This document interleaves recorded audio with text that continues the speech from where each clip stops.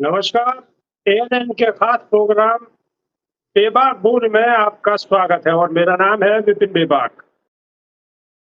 हमारे साथ 2 मेहमान मौजूद हैं, अरुणेश यादव कांग्रेस से और एक हमारे साथ दूसरे मेहमान हैं सुमित यादव जी। सबसे पहले स्वागत है। लोकसभा में विपक्ष के नेता राहुल गांधी ने गुरुवार को लाल किले पर आयोजित स्वतंत्रता दिवस कार्यक्रम में शिरकत करी। यह दौरान दर्शक दीर्घा में सफेद कुर्ता पाजामा बैठे हुए राहुल गांधी ने तस्वीरें चर्चा का विषय बनी हुई है। ये चर्चा विपक्ष के नेता के तौर पे उन्हें पीछे की पंक्ति में बैठाए जाने को लेकर लगातार रह रही है कि राहुल गांधी को आखिर पिछली पंक्ति में क्यों बैठाया गया है। लेकिन अब यह पूरे मामले पर रक्षा मंत्रालय ने स्पष्टीकरण दिया है। रक्षा मंत्रालय ने स्पष्टीकरण देते हुए कही है कि स्वतंत्रता दिवस कार्यक्रम के दौरान आगे की पंक्ति में ओलंपिक मेडल विजेता खिलाड़ियों के बैठने को इंतजाम करो गए हो, या वजह राहुल गांधी को पीछे की पंक्ति में बैठाया गया है। अब प्रोटोकॉल के मुताबिक विपक्ष के नेता को आगे की पंक्ति में बैठाया जाना चाहिए। यह दौरान राहुल गांधी के अगल बगल में ओलंपिक में हिस्सा लेने वाले खिलाड़ी बैठे हुए हैं।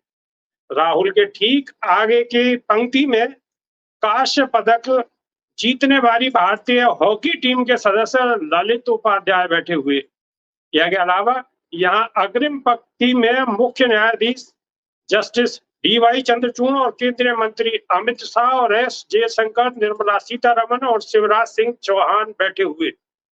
अब राहुल गांधी को पिछली पंक्ति में बैठाने पे देश में हंगामा मचो।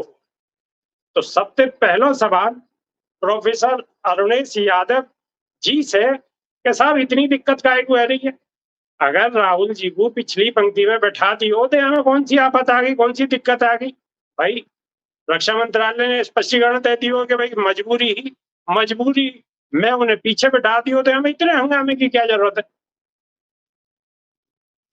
जी, नमस्कार साहब और मेरे साथी सभी लोगों का स्वागत है। देखो साहब, आज स्वतंत्रता दिवस का जो एक पावन पर्व पूरा देश मना है। सिर्फ ऐसा नहीं कि हम ही लोग स्वतंत्रता दिवस जो राजनेता है वही मनाते हैं, पूरा देश इस चीज को मना रहा है और पूरे देश की नजरें रहती हैं। जब लाल किले पे झंडा फहराया जाता है तो देश का एक एक बच्चा, एक एक किसान, नौजवान, मजदूर, महिलाएं सब देखते हैं कि साहब आज लाल किले पे क्या गतिविधि। और जिस तरीके से राहुल गांधी जी को चौथी पंक्ति में बैठाया गया, फिर उसके बाद जो मीडिया के जो लोग हैं जिन्हें हम गोदी मीडिया कहते हैं, उन लोगों का जो रिएक्शन रहा राहुल गांधी जी को लेके कि पहले तो नीचे बैठाया जाता था, चलो अब जैसे तैसे ऊपर बैठाया जाने लगा। तो एक तो वो रिएक्शन बहुत खराब रहा जिस पे मैं आपत्ति दर्ज करूंगा। और दूसरा, नेता विपक्ष का एक प्रोटोकॉल होता है, उस प्रोटोकॉल का सम्मान होना चाहिए। ये तो देश का संविधान है कि विपक्ष को इतनी सीटें देश के संविधान के जरिए मिली हैं और देश की आम जनता के जरिए मिली हैं। नहीं तो मोदी जी तो विपक्ष को विपक्ष ही नहीं मानते थे। और आपको भी ध्यान होगा साहब, 2024 से पहले का वो मंजर कि किस तरीके से एक दिन में 150-150 सांसद संसद से बाहर बैठा दिए गए और एक दो दिन नहीं, एक एक हफ्ते के लिए बैठे। तो जिस तरीके से देश के संविधान को बीजेपी कमजोर कर रही है, विपक्ष का मजाक उड़ा रही है और विपक्ष पे जो छीटाकशी कर रही है, तो उस चीज को देश की जनता भी देख रही है और जनता समझ रही है साहब कि आपकी लेकिन मंशा क्या है। अरुणेश जी हमें इतनी आफत तो कोई है नहीं। भाई अगर पीछे बैठा दिए रक्षा मंत्रालय को, स्पष्टीकरण आया वो कि सब मजबूरी ही, ओलंपिक में जो खिलाड़ी गए हुए खेलने के लिए वो बैठे हुए, तो अगर पीछे बैठेंगे तो हमें दिक्कत क्या है? इतनी हाय तौबा करने की क्या जरूरत है? बात सर ये नहीं है कि बैठाए गए, कहाँ बैठाए गए, ना बैठाए गए। आप अगर नेता विरोधी दल को, नेता विपक्ष को कार्यक्रम में ना बुलाते तब भी कोई दिक्कत नहीं थी। और इससे पहले भी हुआ, आपको याद होगा 2014 में जब प्रधानमंत्री मोदी जी ने पहली बार शपथ ली थी, तब कई विपक्ष के नेताओं को और विपक्ष के मुख्यमंत्रियों को इन्होंने आमंत्रित ही नहीं किया था। अरविंद केजरीवाल जी का मुझे वो याद है कि उनको मोदी जी ने उस समय आमंत्रित नहीं किया था।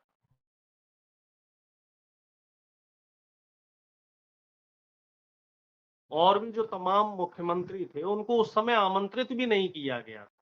बात ये नहीं है कि कहाँ बैठाया गया या कहाँ नहीं बैठाया गया। अहम बात ये है कि सरकार में जो लोग बैठे हुए हैं, उनकी मंशा क्या? अच्छा, अगला सवाल सुमिति जी से कि प्रधानमंत्री जी ने कही है कि 2014 से लेकर 24 तक लोगों की जो आय है वो दुगनी हुई है। आपको यहाँ में क्या प्रतिक्रिया है?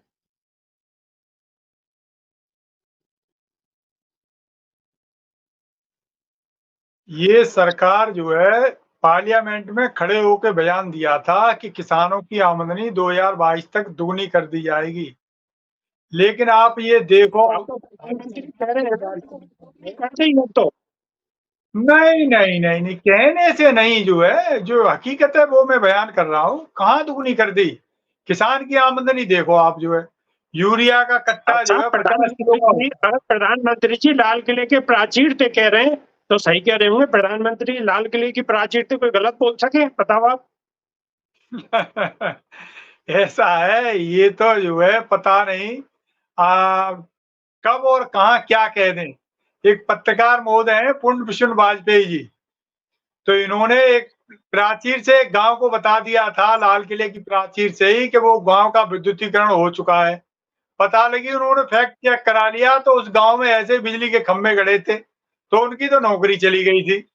तो ऐसे ही ज्यादा फैक्ट करने के चक्कर में आप मत रहो चौधरी साहब, जो है समझे। इनके यहाँ तो ये कहते कुछ और है और जमीनी हकीकत कुछ अच्छा, और होती है। ये तो प्रधानमंत्री यही चाहते हैं कि जो उन्होंने कह दिया आप उसको ताली बजाइए। देश के यशस्वी प्रधानमंत्री नरेंद्र दामोदर दास मोदी जी ने परिवारवाद पे भी बहुत बात कही है। अब परिवारवाद पे निशानों कहाँ कहाँ लगे होंगे तो आप बहुत बेहतर जानते होंगे, तो यहाँ पे भी दो शब्द फरमा ही दो।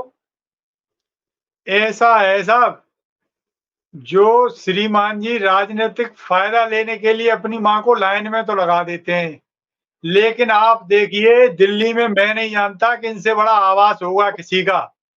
अपनी बूढ़ी माँ को 4 महीने रख के वहाँ सेवा नहीं कर सके ये। तो ये तो कुछ भी कह सकते हैं और पतली गली से इन्हें निकलने का मौका मिल जाता है और निकल जाते हैं चुपचाप। प्रधानमंत्री जी की मैं परिवार बात आपका करूं जिनको स्वर्गवास है चुको और कछुई कह दो कोई प्रमाण। आप बताओ, प्रधानमंत्री जी की जो स्वर्गवासी अम्मा है उनके लिए आप कह रहे हो ठीक है लाइन में लगी होंगी, आज जमाने में लगी होंगी, कौन सी बात है कि सब लाइन में लगे, आप भी लगे होंगे हम भी लगे। नहीं, बात ये हो रही है ना परिवारवाद की, तो अब आप ऐसे मान लीजिए इनसे किसी ने मना कर दिया है कि आप अपना परिवार मत बढ़ाओ। अब इन्होंने परिवार अपना नहीं बढ़ाया तो इसमें हमारी क्या गलती है? ये तो आप जो है गलत आदमी से गलत सवाल कर रहे हो। जो हम तो परिवार वाले हैं, फिर ऐसी इन्हें आपत्ति है तो किसी परिवार वाले से ये वोट नहीं मांगे, तो हम मान लेते हैं कि चलो आप भाई बहुत विरोधी हो परिवारवाद के, फिर परिवार वालों से वोट क्यों मांग रहे हो? आप जो वोट मत मांगो किसी परिवार वाले से। परिवार वालों से वोट ना मांगे, अगर वोट नहीं मांगे तो काम कैसे चलेगा? बताओ कैसी बात कर रहे हो आप?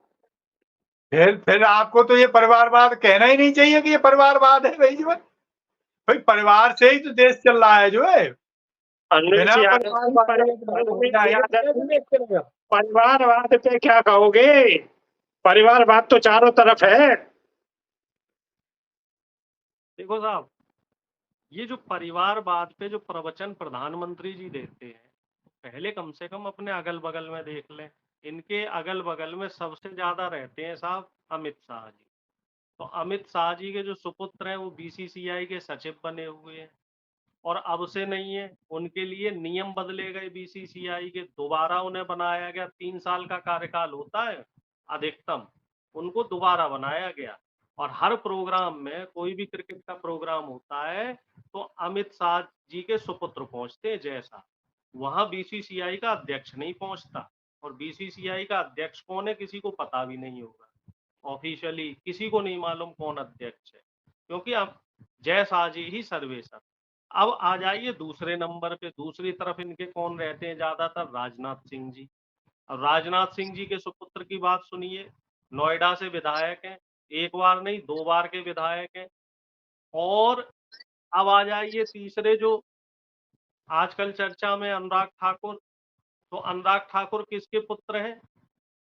अनुराग ठाकुर प्रेम अच्छा, प्रकाश अनुराग धूमल जी ठाकुर के तो पुत्र हैं, आपकी जो ज्यादा दिक्कत होगी। मुख्यमंत्री रहे। अनुराग ठाकुर की वजह से तो आपकी कुछ ज्यादा दिक्कत होगी, क्योंकि वो ज्यादा सवाल उठा रहे राहुल गांधी पे।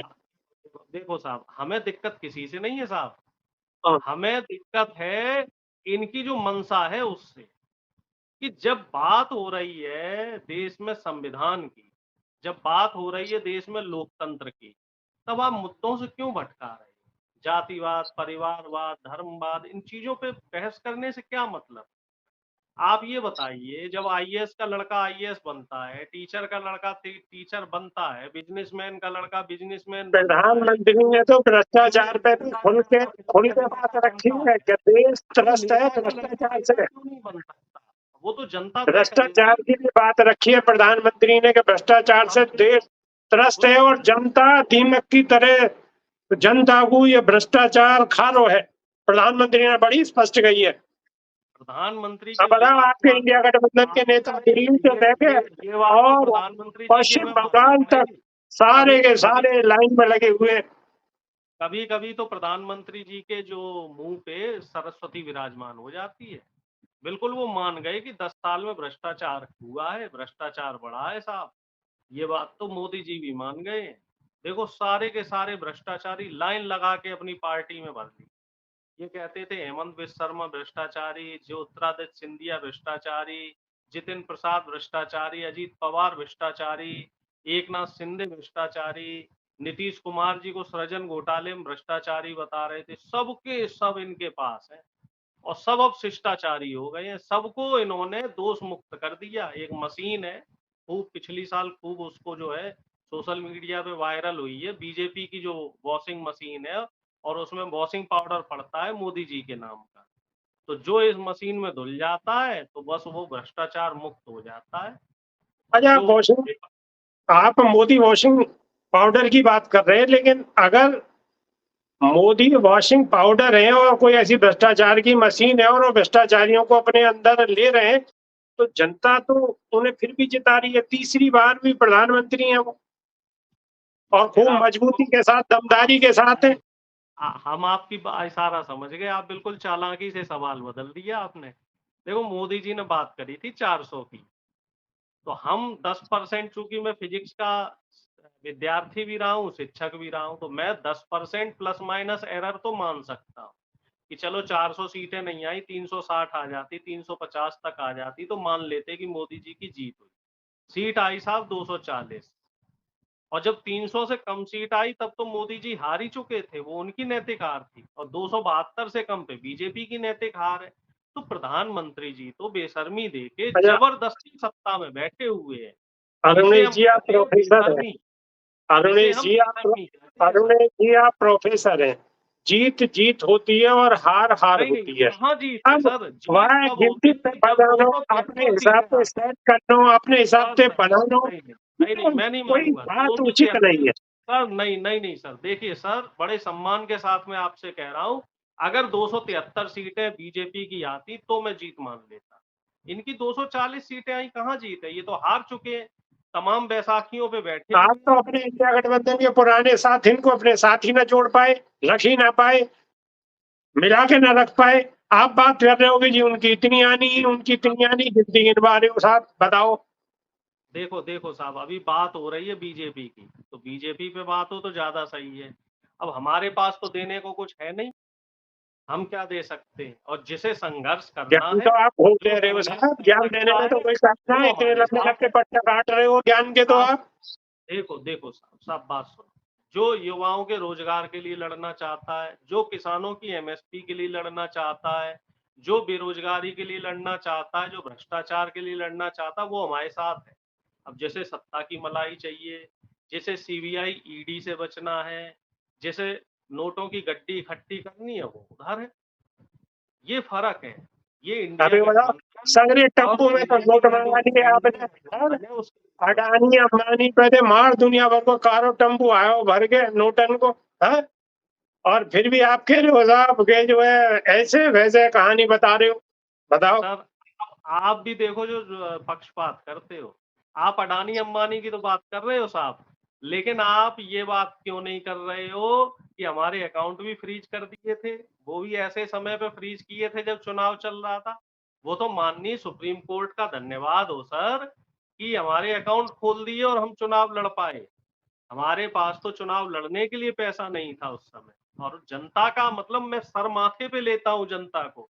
हमारे देश की जनता इतनी महान है कि उसने इन चीजों को समझा। उन्होंने राहुल गांधी जी को और इंडिया गठबंधन के जो तमाम नेता हैं उनकी बात को समझा कि साहब ये लोग तो बिल्कुल संविधान साहब, खत्म कर जनता देंगे। महान है। जनता ने तीसरी बार मजबूती के साथ देश के यशस्वी प्रधानमंत्री को तीसरी बार शपथ दिलवाई। अगर प्रधानमंत्री जी 273 से ज्यादा सीटें ले आते अपने दम पे, अपने चेहरे पे, तब हम जीत मानते। ये तो जबरदस्ती प्रधानमंत्री बन गए साहब। बीजेपी की बैठक नहीं करी, डायरेक्ट एनडीए की बैठक कर ली, सबसे अपना सेटिंग कर ली, किसको क्या पैकेज देना, किसको क्या देना, और प्रधानमंत्री बन गए। एक बार सुमित जी, बीजेपी सुमित यादव जी, अरुणेश जी कह रहे हैं कि सब सेटिंग तो है वो खेल। अब बताओ सेटिंग पे आपकी सेटिंग कहाँ गई? आपकी सेटिंग क्यों नहीं चली? अगर सब कुछ सेटिंग पे ही है रो, तो आपकी सेटिंग कहाँ गई? सेटिंग तो फेल ही आपकी। ऐसा है चौधरी साहब, जो संवैधानिक व्यवस्था है उस पर प्रश्न उठा रहे हैं अरुणेश जी। आप ये देखो, पार्लियामेंट जो जो चुन के आते हैं मेंबर ऑफ पार्लियामेंट, वो एक बैठक करते हैं, फिर वो अपना नेता चुनते हैं। तो आप ये देखो बीजेपी की कब मीटिंग हुई, बीजेपी वालों ने कब मोदी जी को अपना जो है अध्यक्ष चुना? एक भी मीटिंग कहीं ऐसी हुई हो तो आप हमें बता दो जो है। वो तो केवल केवल जो है फॉर्मेलिटी करने के लिए इन्होंने सहयोगी दलों को इकट्ठा कर लिया। अब सहयोगी दलों वालों से हाथ उठवा लिया तो बीजेपी वालों की तो मजबूरी हो गई। भाई सुमित जी, एक बार बताओ, आप उनमें ऐसी एकता है? भाई सर्वे सर्वा मोदी जी हैं, अमित शाह जी हैं, उनमें एकता है तो हमें क्या दिक्कत है? उनकी पार्टी को अंदरूनी मामलों, आप अपनी पार्टी की सोचो। नहीं, जो वैधानिक प्रक्रिया है मैं तो उस पर बात कर रहा हूँ। मैं ये कब कह रहा हूँ कि एकता नहीं है? एकता तो दिखाई दे रही है, कितनी एकता है जो है। एकता तो आप ऐसे मान लीजिए जो है, कुछ लोग ये कह रहे हैं कि ये माननीय मोदी जी कह रहे थे कि टेम्पो भर भर के नोट जा रहे हैं कांग्रेस वालों के यहाँ। तो कुछ लोगों ने ये कहा था बीजेपी वालों ने ही कि आपको पता है कि टेम्पो में भर भर के नोट जा रहे हैं कांग्रेस के यहाँ। तो वो जो ईडी है, जो सीबीआई है, इनके अधिकारियों को क्यों नहीं कह रहे आप कि अडानी बंधुओं के यहाँ जाके छापे डालें? अब धीरे भाई धीरे एक तरफ आप देखो, सरकारी कार्यवाही है, धीरे धीरे होगी, नंबर आएगा। आप देखो तैयारी चल रही है, सब हिसाब किताब होंगे। अब पता नहीं वो किस दिन नंबर आवेगा जो है, हमें तो नहीं लग रहा जो है। जिसके साथ जो है फ्लाइट में बैठ के जाते हो साहब और बाहर गए, पता लगी वहां बिजनेस सेट करा दिया इनका, तो हमें नहीं लगता कि इनका नंबर आएगा। जिनके अच्छा, अगर देश में बिजनेसमैन पैसा वाले और रह रहे हैं, देश को मान सम्मान बढ़ा रहे हैं और दुनिया में नाम कर रहे हैं और तरक्की कर रहे हैं, तो हमें दिक्कत क्या है? एक बार बताओ ना आप। आपको काहे की दिक्कत बेचैनी है? दिक्कत तो ये है कि देश के साधन और संसाधन जो जनता की खून पसीने की कमाई से खड़े किए गए, वो एक परिवार को लुटाए जा रहे हैं। आप मान लीजिए, हमें कोई ऐतराज नहीं है, लेकिन आप ये देखो माननीय अडानी साहब जो है सरकारी बैंकों से कर्जा ले रहे हैं और सरकारी उपक्रम खरीद रहे हैं। तो ये तो आप बताइए मुझे जो है कहाँ से जस्टिफाइड हो गया? मोदी जी खूब उनको सपोर्ट करें जो है, लेकिन वो पैसा क्यों दिलवा रहे हैं? ये सरकारी बैंक में पैसा तो आम आदमी का होता है, लेकिन पता लगी मोदी जी साहब के साथ जाते हैं। सुमित जी, एक बात बताइए आप कि इंडिया गठबंधन के सारे लोग अडानी और अंबानी पर निशाना साधते, ठीक है? और जी अंबानी जी के लड़के की शादी में इंडिया गठबंधन के राहुल गांधी और प्रियंका गांधी को छोड़ के सारे नेता वहां पहुंचे शादी में अपनी हाजिरी लगाने। जो आप हाजिरी की बात करते हैं ना कि मोदी जी हाजिरी लगाने गए, तो आपके इंडिया गठबंधन के लोग भी तो सारे हाजिरी लगाने पहुंचे वहां पर। इसे क्या कहोगे? ऐसा ऐसा जो पहुंच गए, लेकिन आप दूसरी एक बात देखिए, इन्हीं साहब ने, जिन्होंने बेटे के ब्याह में 5,000 करोड़ रुपए खर्च किए, ऐसी खबरें आई हैं। 42,000 लोगों को एक झटके में सड़क छाप कर दिया। मतलब आप मान लीजिए 42,000 लोगों को अपने यहाँ से निकाल दिया है नौकरी से। तो ये खबर आपने किसी चैनल पे नहीं देखी होगी, कहीं प्रिंट मीडिया में नहीं देखी होगी। तो हमारा काम तो ये है कि देश में कुछ गलत हो रहा है तो उस पर उंगली उठाएं। तो चौधरी साहब, हम तो उंगली उठाते रहेंगे। हम इस बात का कल भी विरोध कर रहे थे, आज भी विरोध कर रहे हैं कि पैसे का ऐसे नंगा नाच नहीं होना चाहिए। जिस देश में एक तरफ तो आप कह रहे हो जो है कि 35% बच्चे कुपोषण के शिकार हैं और दूसरी तरफ एक व्यक्ति 5,000 करोड़ रुपए शादी में खर्च कर रहा है और उसमें हमारे माननीय मोदी जी भी जा रहे हैं। अरे आपको जाने की क्या जरूरत पड़ गई थी साहब? आप साहब किसी बात गरीब अगर आपने कही है तो फिर दूर तक जाएगी। अब एक बात बताओ, जब सपा के कार्यकाल में सैपई महोत्सव हो तो वहां में क्या हो साहब? वहां में तो खूब नाच गाने हुए। ये तो एक शादी प्रोग्राम है, वहां तो हर बार यही सुनने को मिलो, मीडिया में छाई रह गई पूरी खबरें। तो साहब वहां को क्या कहोगे? देखो चौधरी साहब, ऐसा है, सपा के कुछ कामों से नाराज होकर ही तो लोगों ने भाजपा को वोट किया था। अब भाजपा क्या कर रही है? भाजपा तो ये कर रही है, जो मैं कारनामे गिनाने लगूंगा इनके। गोरखपुर के एक अस्पताल में ऑक्सीजन की कमी से बच्चे मर गए थे। पता लगी जो डॉक्टर बच्चों को बचा रहा था उसी के खिलाफ एफआईआर दर्ज हो गई थी। तो एक तरफ तो उनके वो काम थे, एक तरफ इनके ये काम है। तो आप लेकिन साहब ऐसे एक बात बताओ आप, एक बात बताओ आप, अगर इतनी कमी बीजेपी के अंदर है और बीजेपी की सरकार में है तो आखिर फिर तीसरी बार प्रधानमंत्री कैसे बने, सत्ता में कैसे आई बीजेपी? ये भी तो सवाल है।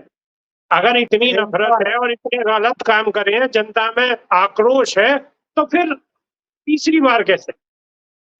जनता ने तो साहब नकार दिया इन्होंने।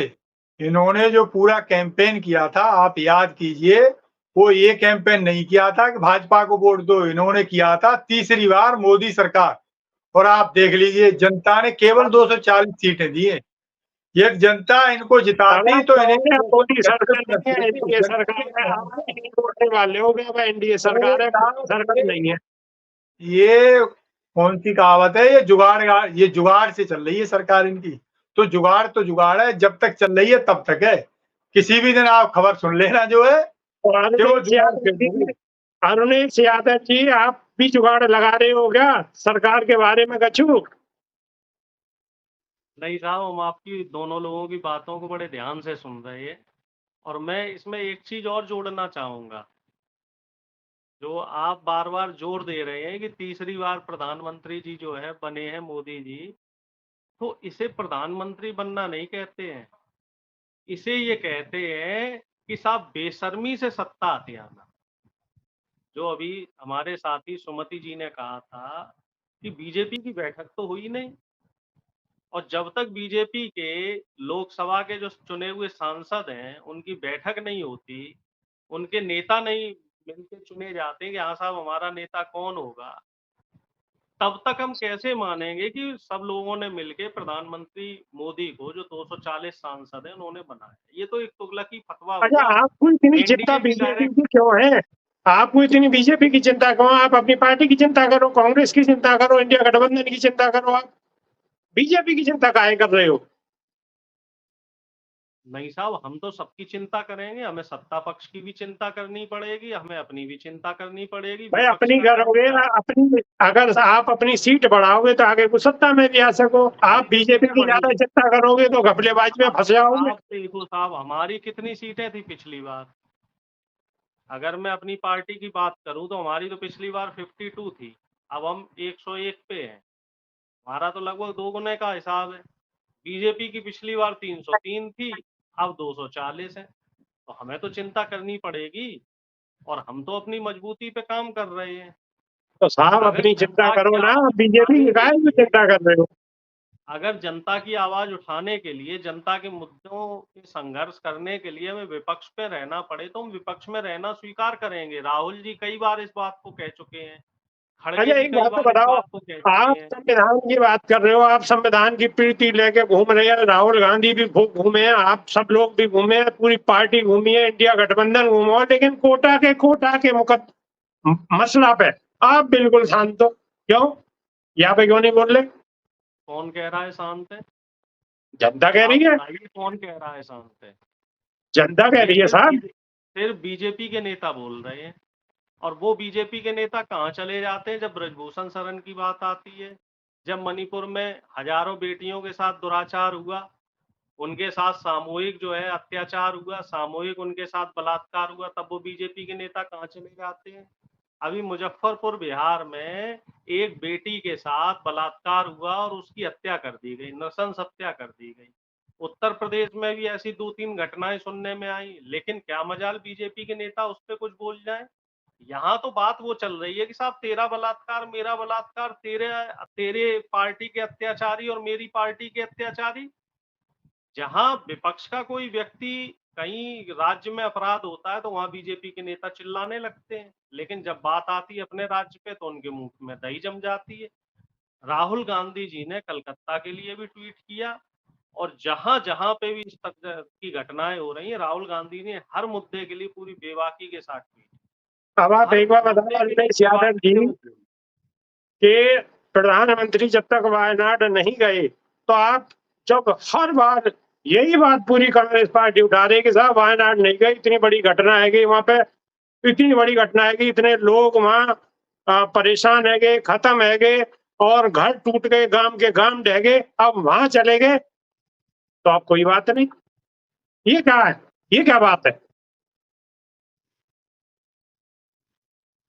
अब रही बात मणिपुर की, तो आप बना रहे हैं प्रोग्राम, प्रधानमंत्री को हो सके कोई अंदरूनी अपने जो अब भाई, ये बताओ मैं साहब, प्रोग्राम बनाते बनाते 1 साल लग गया, और बल्कि 1.5 साल हो गया, 1.5 साल हो गया है प्रोग्राम बनाते बनाते। पिछली अब साल सुरक्षा अप्रैल से सुरक्षा मई कारण है सके ना जाने की, कई बात है सके भाई, अंदरूनी बात है सके, बड़ी राहुल बड़े खेल गांधी जी है। वहां जा सकते हैं, अमित शाह जी वहां जा सकते हैं, गवर्नर वहां रह सकती हैं, लेकिन मोदी जी नहीं जा सकते।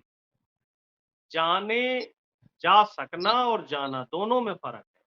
उनको जाना नहीं है वहां पे, इटली चले जाएंगे, यूक्रेन चले जाएंगे, रूस चले जाएंगे। अब महिला पहलवानों के को जो महिलाएं पहलवान थी दिल्ली में थी, लेकिन वहां नहीं जा पा रहे थे। वहां कौन से सुरक्षा कारण थे साहब? जंतर मंतर पे जो बेटियां धरना दे रही थी, वहां भी बता दो। अब साहब आप इतनी तरफदारी कर रहे हैं तो वहां भी सुरक्षा कारण आप बता दो। संसद चल रही थी, संसद से जंतर मंतर नहीं जा पाए, 1 किलोमीटर का फर्क था। ये होती है बात आपकी इच्छा शक्ति पे, और आप क्या करना चाहते हैं और क्या नहीं करना चाहते हैं। तो इच्छा प्रधानमंत्री शक्ति जी होती है। अब हमारे सिर्फ साथ क्रेडिट लेना प्रोफेसर जानते हैं। प्रोफेसर उमेश यादव, समय आप हमें इजाजत बिल्कुल नहीं दे रहे हो। अगली दोबारा दूसरी भेंट में फिर रूबरू होंगे, जब तक के नहीं है। बहुत बहुत शुक्रिया, बहुत बहुत धन्यवाद, नमस्कार।